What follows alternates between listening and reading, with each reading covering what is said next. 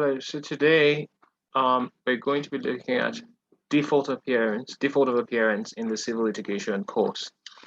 So remember that when a court process has been served on a party, for instance, a writ of summons or an originating summons as the case may be, you would see that it would command the defendant, all right, to enter appearance within a limited time. Of course, you know about the times required in Lagos and in Abuja, respectively. Now, if the defendant fails to enter appearance within that time, for instance, in Lagos is 42 days, if within 42 days of being served, the defendant fails to appear before the court, then we say that the defendant is in default of appearance.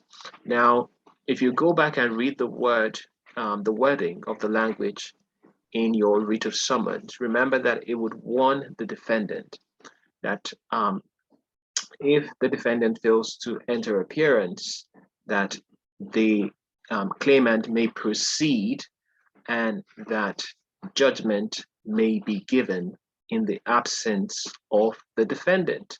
And that's what we call default judgment, all right? Judgment which would be granted in favor of the claimant where the defendant fails to appear within the time the court has commanded the defendant to appear, all right? Now, is it always automatic that when the defendant fails to appear, that the court would grant judgment to the claimant?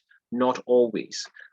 In cases of liquidated money, all right, and for recovery of land, the claimant may ask the court to grant default judgment in his favor if the defendant fails to appear. But in an action, for instance, for declaration of title, all right, especially declaration of title to land, you see that where the defendant fails to appear, the claimant must ask the court to set down the matter for hearing, all right, before the court would now give its judgment, meaning that the claimant still has to prove that he has good title to whatever he's claiming, all right? It's not automatic that the court would grant the claimant's request simply because the defendant has failed to appear.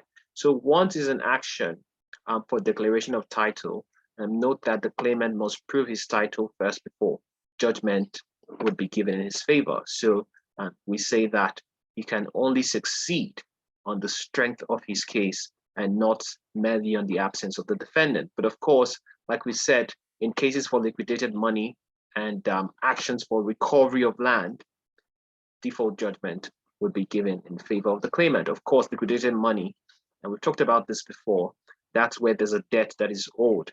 And typically there is no controversy about the debt that's being owed. Now, is default judgment final? By no means so.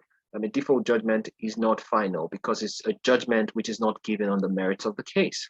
So you see that if subsequently the defendant now intends to appear before the court, what the defendant would simply do would be to file an application to the court asking for an extension of time within which the defendant can appear and also front load his documents, all right? When the defendant makes this application to the court for an extension of time, of course, typically the court would grant it because this is an application that is seeking to regularize proceedings and not to terminate proceedings on a technicality.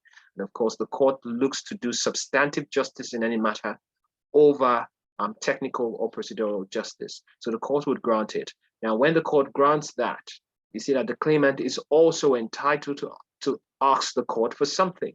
And we call that costs, all right?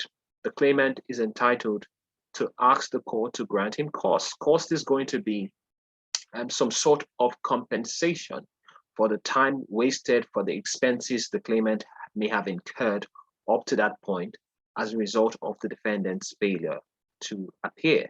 So this is what default appearance is about. And I hope you've learned something again today. Bye for now.